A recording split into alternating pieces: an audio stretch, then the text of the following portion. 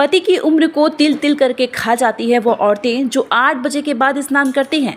तो कहीं आप या आपके घर की स्त्रियां भी तो 8 बजे के बाद नहीं नहाती?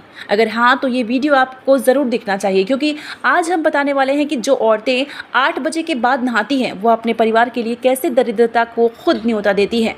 तो दोस्तों, हमारे शास्त्रों में स्नान करने को सदाचार कहा गया है। आप चाहें तो मनुस्मृति पुराण उठाकर या विष्णु पुराण या फिर गरुड़ पुराण, सभी में 5 तरह के स्नान बताए गए हैं, जिनमें सबसे पहले ब्रह्मा स्नान, जो दूसरा देव स्नान, तीसरा ऋषि स्नान, चौथा मनुष्य स्नान और 5वां राक्षस स्नान बताया गया है। ब्रह्म मुहूर्त भोर में 3 बजे से 5 बजे तक माना जाता है। इस समय ब्रह्मांड की सभी शक्तिशाली सकारात्मक ऊर्जा अपने पूरे प्रभाव के साथ वातावरण में फैली हुई होती है। इस समय स्नान करने से इष्ट देव की कृपा मिलती है और जीवन में कभी भी दुखों का सामना नहीं करना पड़ता। इसके लोग सूर्योदय होने के बाद 5 बजे से 6 बजे के बीच किसी नदी में या फिर अपने घर में ही हर हर गंगे या किसी और नदी का नाम लेते हुए स्नान करते हैं। उसे देवों का स्नान माना जाता है।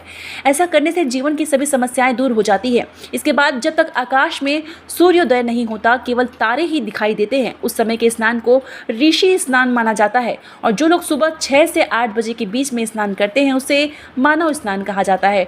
साधारण मनुष्य को 8 बजे तक नहा लेना चाहिए, क्योंकि जो लोग 8 बजे के बाद नहाते हैं ऐसे लोगों के स्नान को राक्षस स्नान कहते हैं।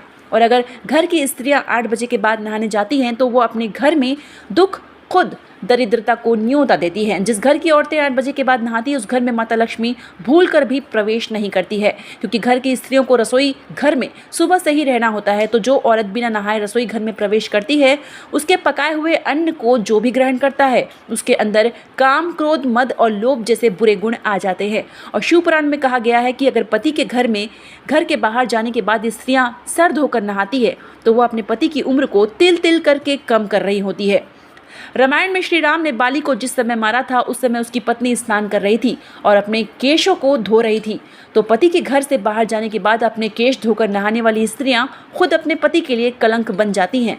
स्त्रियों को ध्यान रखना चाहिए कि वह घर की लक्ष्मी है और उन्हें सुबह सबसे पहले ब्रह्म मुहूर्त में उठकर स्नान करना चाहिए। अगर आप ब्रह्म मुहूर्त में स्नान नहीं कर पाती तो करिए कि आप कम से कम 8 बजे तक स्नान कर ही लें, क्योंकि इसके बाद किया हुआ स्नान आपके परिवार को बर्बाद कर देता है। क्योंकि अगर स्त्री के मन में राक्षस प्रवृत्ति के भाव आ जाएंगे तो पूरा परिवार वैसा ही हो जाएगा और ऐसे परिवारों की सुख समृद्धि नष्ट होने से कोई नहीं रोक सकता।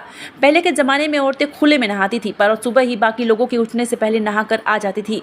और पहले 20-20 लोगों के परिवार एक कमाई से आसानी से पल जाते थे, लेकिन आज 4 लोगों के परिवार में 4 कमाने वाले हैं, फिर भी खर्चे पूरे नहीं होते।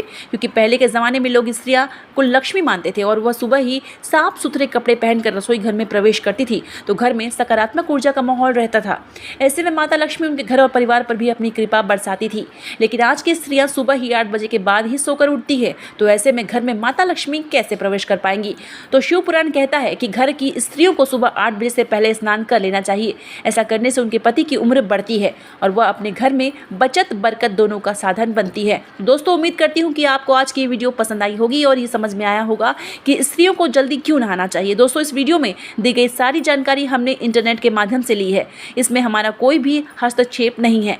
किसी की भी धार्मिक भावनाओं को ठेस पहुंचाना हमारा उद्देश्य बिल्कुल भी नहीं है। यह वीडियो केवल शैक्षिक उद्देश्य से आप सभी को पूरी जानकारी देने के लिए और आप सभी के एंटरटेनमेंट के लिए बनाया गया है।